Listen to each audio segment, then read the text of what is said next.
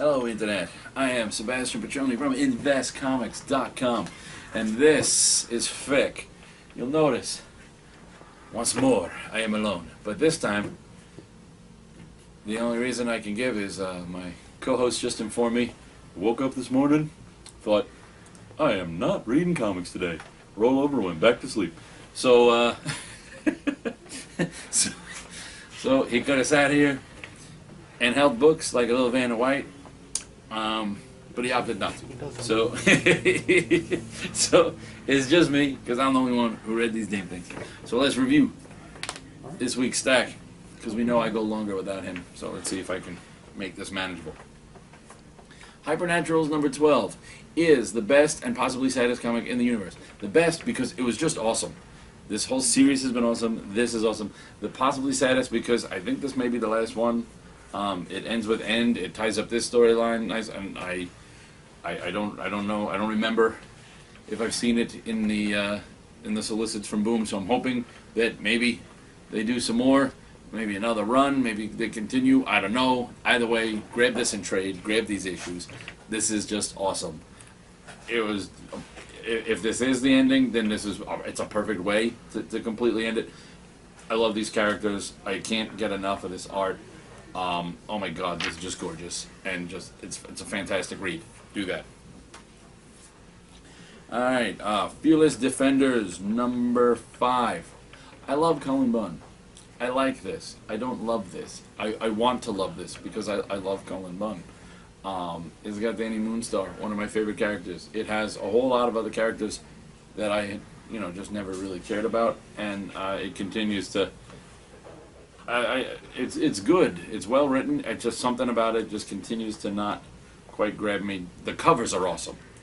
I said the covers are. I was talking to Jared from Famous Faces here the other day, and I said to him, the covers alone are worth it. And he said, I said, you could say the covers are the best part. You could say the covers are the only good part. I wouldn't say that, but the covers themselves are brilliant. And like I said, it's good. It just doesn't grab me.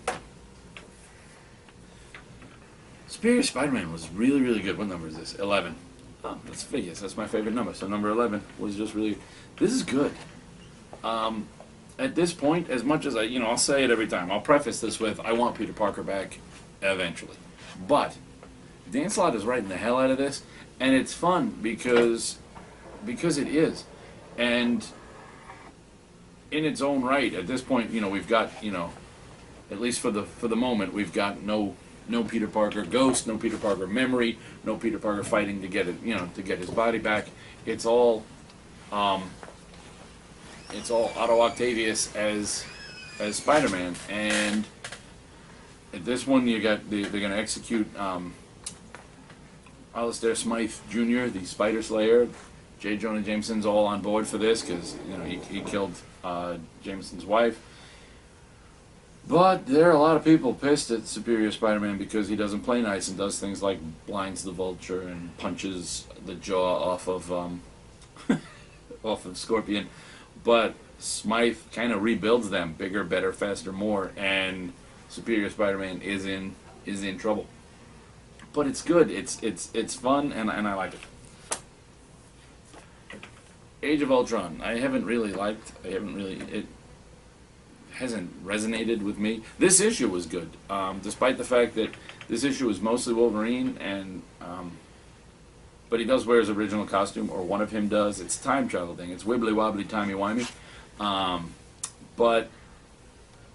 And we're starting to build into how we're going to end up with that new series, AI, starring Hank Pym and a handful of robotic and cybernetic characters from the Marvel Universe.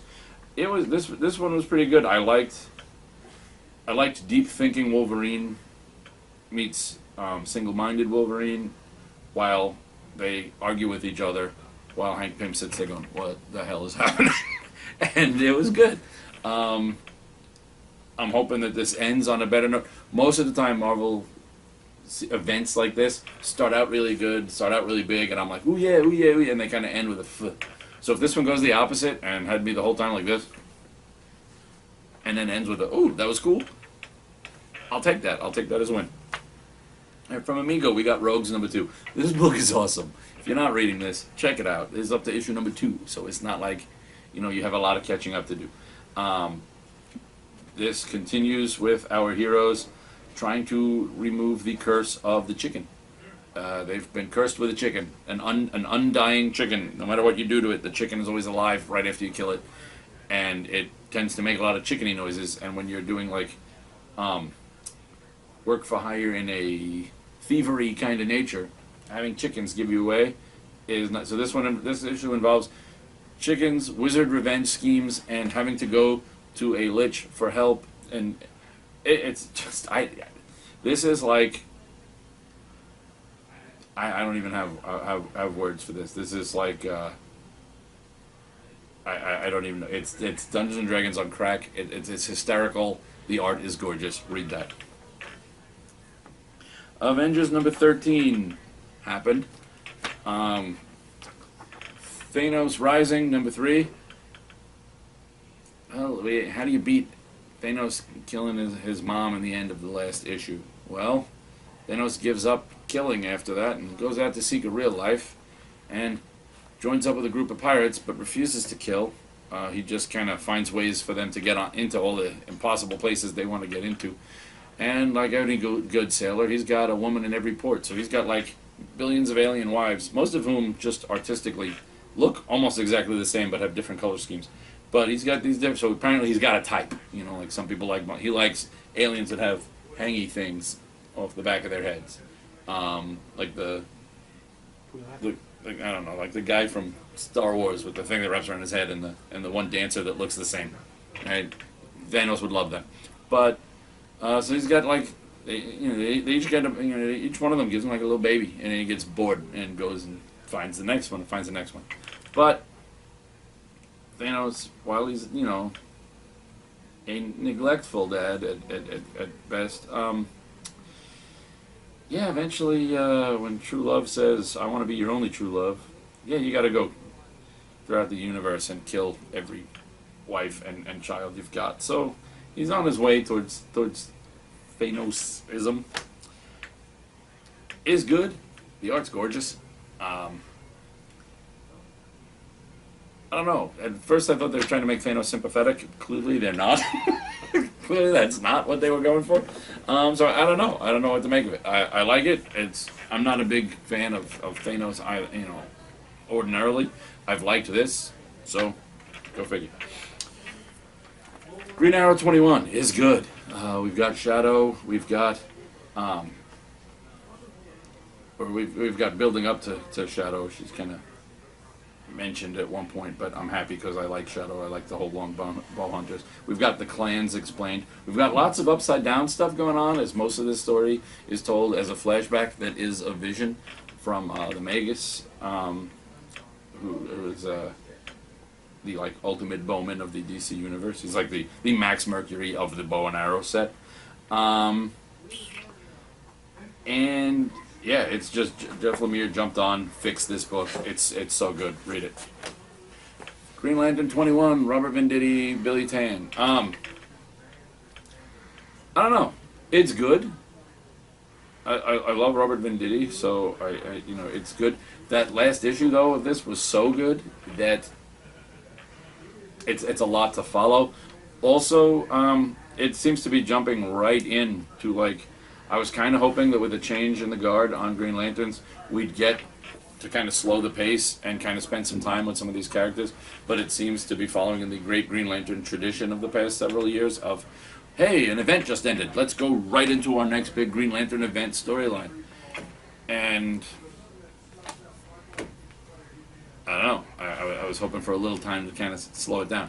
Plus, the last issue ended with a nice little Green Lantern, Star Sapphire reunion, and now we're back to what almost seems like a forced tension in the relationship, and I don't know if I'm... The movement #2 was awesome.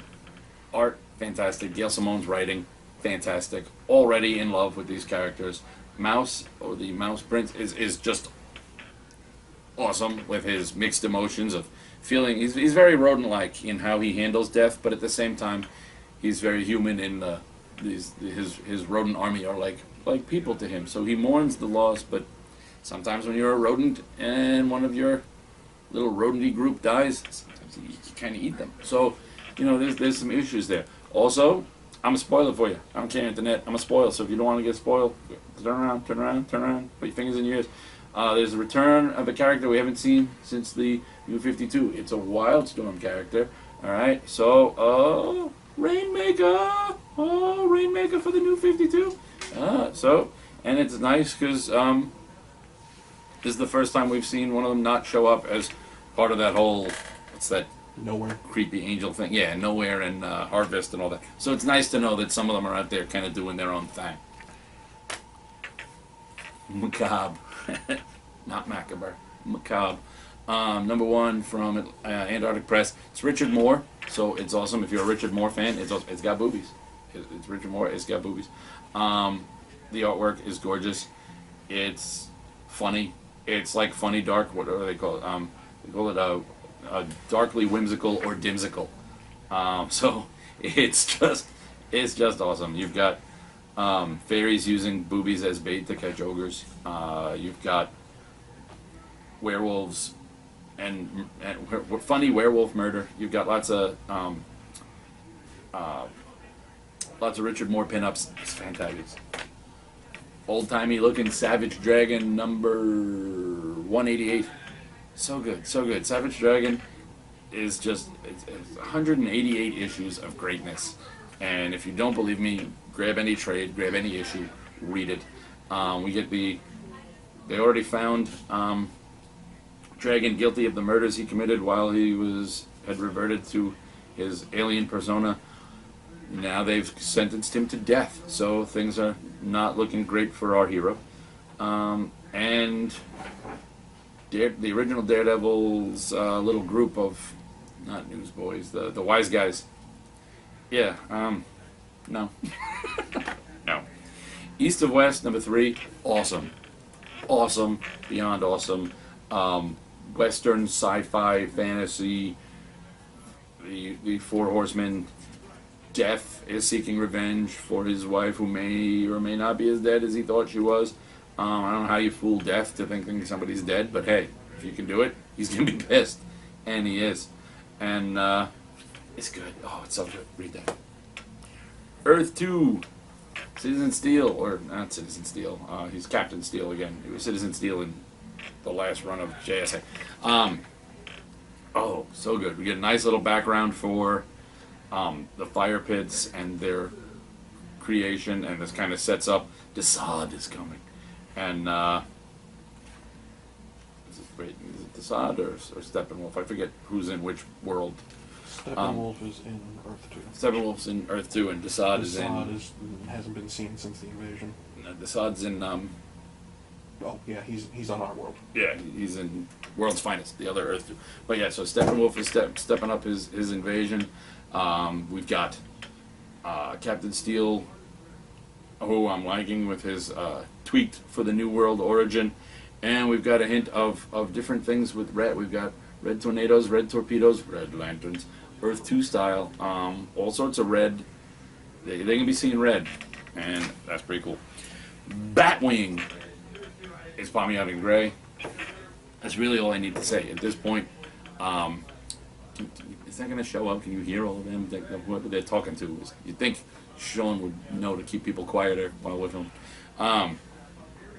But the Wrath of Lion Mane, you get the ant people, the what are they called, the whatever tribe. Make me happy. The Marabunta tribe of killer army ant people. You've got him reuniting with his family. Plus, we get to see Tam, who we haven't seen since pre-New 52, when she was for a while dating Tim Drake. So it's, come together right now in Batwing. End of XFactor makes me sad because it's the end of XFactor, and this is number 257. This is part 1 of 6, so it also makes me nuts because that means XFactor is going to end on an odd number, and I need symmetry. So you've got the end of XFactor. You've got somebody mistakes newly transformed demonic Jamie Madrox for a genie and tries to wish his mom back to life with disastrous results, and disastrous results that don't sync up with how they should have been according to the memories of Layla Miller, who knows things. So things are already set for to go askew. Dial H number 13. So good. I'm so sad this is going to be ending. Most of this story is Open Window Man talking to a chalk drawing equivalent. There's a world of living chalk drawings, and apparently this little chalk drawing boy and Open Window Man and Batman all share an origin of a dark alley and parents get killed and whatever, and apparently that's a constant in most of the different hero universes, according to Open Window Man, is that what happens is on every world you can find an alley where something happens, somebody's parents are murdered, and it starts that boy on a path to becoming some form of hero. They're not all amalgams of Bruce Wayne. It's not like they're all just Bruce Wayne doing different things on different worlds. But it's really good, and this was one of the best and most underrated books of the New 52. And I'm sorry it got canceled, and you should be too, and read the trades, and you'll see how awesome it was. All New X-Men Meet the Uncanny Avengers. Oh, All New X-Men number 12. So good. This book continues to be awesome. Art gorgeous, story fantastic, and some really great Cyclops and Havoc, young Cyclops and our Havoc moments, along with some not so great. Jean Grey reads Scarlet Witch's mind and realizes about the whole no more mutants thing, and things go badly. Oops. Black Bat number 2 was better than the Black Bat number 1. My voice is going on. Better than the Black Bat number 1. The art really nice. The story is better. It's still not great, but it's moving in the right direction, which is good. 10 Grand Issue 2 JMS is good. Who's the art on this? Temple Smith is, it's gorgeous. Some people complain about it. It's either you love Ben Templesmith or you don't. I do. It's gorgeous. All right, so read this. That's fantabulous. Red Team. Garth Ennis's Red Team number 3 from Dynamite continues to be. Things start to pick up. Our boy finally has to, commit his first murder of a major criminal to stay with their little. It's the story of cops killing people on the side. Bad people. People who need it. It's like if you took Dexter and made an entire, instead of one Dexter, you had they're not serial killers. They're doing this with a clear-cut agenda. So it's more like, one dash Dexter sprinkled liberally over Shield? Law and Order, the Shield within they're in the whatever the criminal intent group of special case, not special victims, but major cases. So, they get all the big guys who keep getting away and decide, well, they're not going to get away from us. And it's good. It's good. Deja Thoris and the Green Men of Mars brings it nicely to an end with the story of her abduction and how she's going to handle it. But it's only the end of part 1, so there's going to be more, which is good, because I've liked this story, and I like, I don't know how you pronounce it, I'm going to say Louis Antonio, his art, fantabulous. Miss Fury, number 3. I've been meh on Miss Fury. Problem is, Dynamite does a lot of those where they take the characters that were public domain, but they keep them as the same character, and come up with a convoluted reason for why they went from 1930, 1940 to now. And I don't know, just either remake the character or tell the stories back in the. But that whole taking the 40s thing to now is kind of a jump. We've got it coming again with Owlman. I'm going to give that one a shot because it's JT Krull, but we've seen it. This one, story-wise, it's still okay. Art-wise, I don't know if it's a different artist or if they just changed up styles. It's Jack Herbert. It's a leap. It was really good. I liked it. And now we got a phone ring. Kirby Genesis Dragon's Bane number 4. It's okay. It's their Thor-esque title from the Kirby Genesis. However, it's been so long, I don't remember squat about 1, 2, and 3. I think it's been like a year since the last one. So, I don't know. Maybe read it in trade. I don't even remember what I thought of the last one. Lone Ranger number 15. So good, so good. I'm loving Lone Ranger. You should love Lone Ranger. If you're one of those people who's excited to see the new movie, read Lone Ranger. If you're one of those people who's not excited to see the new movie because you think it looks nothing like you think the Lone Ranger should, read the Lone Ranger because this looks like the Lone Ranger should. Spider number 12. I'm really liking this book. His origin, his identity almost ruined. His friends almost killed. And yeah, when you get a great line like, he's got this whole love thing with his, not really an affair, well, though they did have one, but with his best friend, the police commissioner's wife, and, or the mayor, whatever the heck he is. But, you get that great line of, you made one big mistake. What mistake? You shouldn't have hit Nita. If you're a bad guy taking on the Spider, don't hit his unrequited lover. Don't do it. It will end badly. Swamp Thing number 21. Love it. In fact, this wasn't on my pull list. This is one of the ones I read, but I haven't been buying. I'm buying this issue. I may be on board forever. Charles Soule, so good. So good. I loved his issues with Superman. I think he wrote a better Superman than we've seen in most of the New 52. He's going to be doing one of the Superman villain months, one of the Action Comics villain months. I'm so happy. This issue, freaking fantastic. It felt like Swamp Thing, like Vertigo Swamp Thing. It was so good. And the art is Jesus Sayas, whom I love. So this is just awesome. Like sleeper hit of the week, I would have to say. Detective 21, Shadow Assassin, not to be confused with Shadow, no W.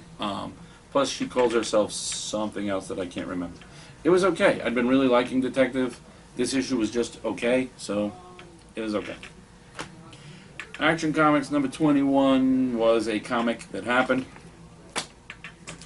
Archer and Armstrong number 10, awesome. The new storyline, Area 21.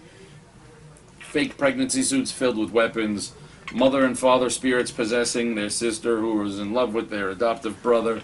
How's that for a love triangle for you? It sounds like something you'd see on Showtime or HBO on, oh, this is a major hit. Siblings are in love. All right? But no, it's so awesome. It's so hysterical and yet so good at the same time. Can't wait for more of this. Shadow Man number 7. Really, really good. You've got Shadow Man teaming up with the King of the Dead to try and stop Lord Dark. You've got Nox going into the realm of the dead at a very, very bad time. When the little monkey spirit that guides people through the land of the dead, that tells you to get out of the land of the dead, get the hell out of the land of the dead. If a monkey in face paint and a top hat tells you anything, listen to that, because it's a monkey in face paint and a top hat. I think I want one of those. But so good. It's just awesome. Just buy their things because they're good. Whew. All right, from over at Boom, we got Suicide Risk number 2. This book is awesome. I liked number 1. I really like number 1. I love number 2, and this may be one of my new favorites from Boom. Boom is really, when they hit it, it's boom. They hit it. It could be why they call themselves that. But we had the cop whose entire platoon got wiped out. Well, not platoon, but basically squad. The superheroes, and his whole squad got wiped out. He was the last survivor, so he's off that case. He goes to buy powers because that's how you get them, is you buy them on the street. Last issue, he bought the powers and things were not going so well. This issue, he's got them, and one of the side effects to his power, water is repelled from him. So he spends part of the issue trying to relearn how to drink, and it involves him getting his hands on a damp sponge and sucking on it quickly and having to turn it a lot because the water keeps moving to the other end of the sponge. But he can't bathe. Rain is missing him at one point in the comic. It eventually catches back to him, so he's getting some better control. So good. So well done. So well drawn. Just good. Rachel Rising, you already know, is awesome. I don't know why I'm bothering to tell you that this is awesome. This is awesome. Also now potentially a TV series. So, it's been in the hot picks. It's been in the little various other features on Invest Comics for ones to keep an eye on because the small screen has paid an interest in it, and even barring all that, it's Terry Moore. Terry Moore. What more do I need to say? Nothing. Michael Avon Oming's The Victories, #2. Didi Mau continues to be one of my favorites. So good. Ooh, not so good if people eat your face, as happens to one of the characters in here. There's a whole lot going on. They do math. They talk about curves. They have people find out that some villains might be their brother. You got all sorts of stuff going on, and it ends with the Jackal getting ready for his big next step in his revenge. It's awesome. It's Michael Avon Oming. It's got that great stylized look. It's brilliant. And that's it. I have no idea how long that was. It feels like 4 days. I don't know. Internet, I love you. Be good.